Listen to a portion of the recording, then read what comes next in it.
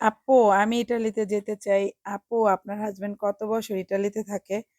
আপু আমি কি ইটালিতে যেতে পারবো? ইটালি যেতে হলে কত টাকা লাগবে? আজকে আপনাদের সমস্ত প্রশ্নের উত্তর দিয়ে দেব।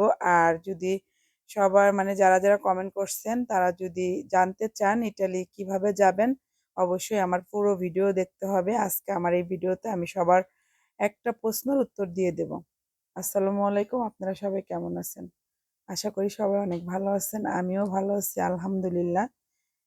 আসলে সত্যি কথা বলতে কি, আমি অনেক দিন হলো আমার পেজে ঢুকি না। গতকালকে আমি আমার পেজে ঢুকলাম, ঢোকার পরে দেখলাম যে প্রচুর পরিমাণ কমেন্ট করছে, অনেক ভাইয়ারা আপুরা অনেক অনেক কমেন্ট করছে। আসলে জানি না, আপনাদের কমেন্টের রিপ্লাই দিতে পারি নাই। আপনারা অনেক অনেক মন্তব্য করছেন বা আমাকে অনেক কথা বলছেন। সবার কাছে আমি ক্ষমা চাচ্ছি, আই এম সরি। সবাইকে সরি সরি।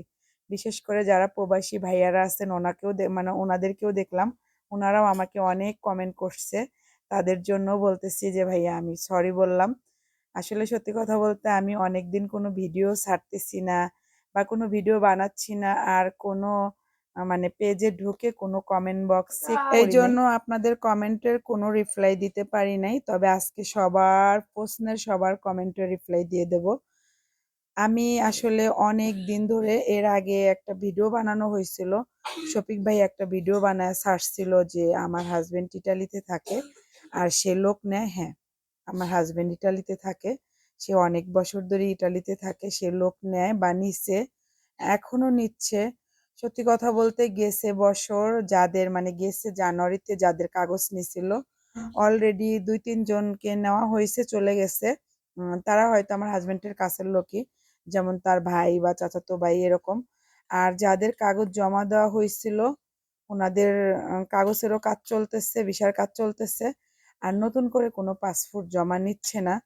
কারণ হইলো ভাইয়া আসলে সারা দেশে যেরকম একটা অবস্থা চলতেছে, এই এই ইয়াতে আর কি সে চাচ্ছে না যে নতুন কোনো কাগজ নিক।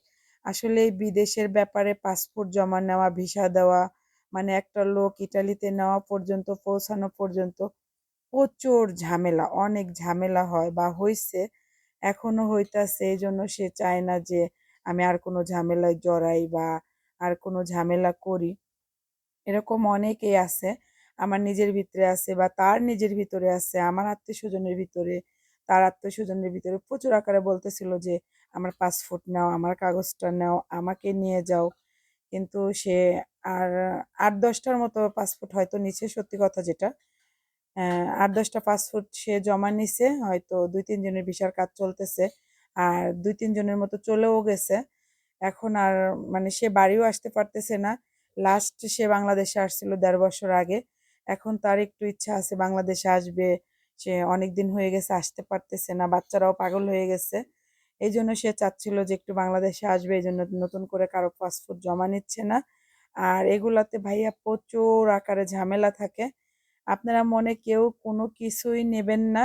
আসলে তো আমি একটা মহিলা মানুষ, আর আমরা ওরকম প্রফেশনাল ভাবে যে আদম ব্যবসায়িক যাকে বলে বা দালাল বলে ওরকম কিছু না। যে আমার হাজবেন্ড একদম প্রফেশনাল ভাবে লোক নেয় বা লোক নিচ্ছে, এরকম কোনো কিছু না। এই জন্যই আর কি আপনাদের। আর সত্যি কথা বলতে আমি আপনাদের কমেন্টে রিপ্লাই দিতে পারি নাই, কারণ আমি আমার পেজে অনেক দিন ঢুকি নাই। কারণ ফেসবুকে একটা রুলস আছে যে রিচ কমে যায়, এই কারণে আর কি নিজের ভিডিও নিজে দেখা যায় না।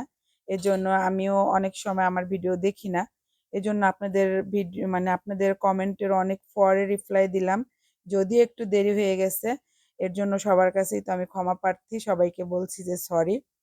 আর আসলে কমেন্ট বক্সটা এমন একটা জিনিস, ভালো মন্দ দুইটা জিনিসই মানুষ কমেন্ট করবে। আর কেউ ভালো বলে, কেউ খারাপ বলে। তবে আমার ভিডিওগুলো আমি চেক করে দেখলাম, বিশেষ করে বেশিরভাগ ভাইয়ারা আপুরা অনেক ভালো ভালো কমেন্ট করছে। আর কিছু লোক, অল্প কিছু লোক খারাপ কমেন্ট করছে। যারা খারাপ কমেন্ট করছে তাদের জন্য দোয়া থাকলো। আল্লাহ তাআলা সবাইকে যেন হেদায়েত করে। আর যারা ভালো কমেন্ট করছে তাদের উদ্দেশ্যেও বলতে চাই, আল্লাহ তাআলা সবাইকে জানি ভালো মন্দ সবাইকে জানি নেক হায়াত দান করে, সাথে আমাকেও জানি করে। আর আপনারা সত্যিই আমার ভিডিও দেখে যদি আপনাদের কাছে ভালো লাগে বা ভালো মনে হয় তাহলে আমাকে একটা লাইক কমেন্ট করবেন, বা আমাকে আপনারা একটু সাপোর্ট করবেন আর আমার যদি কোনো ভুল ত্রুটি হয়ে থাকে তাহলে আমারে ক্ষমা করবেন।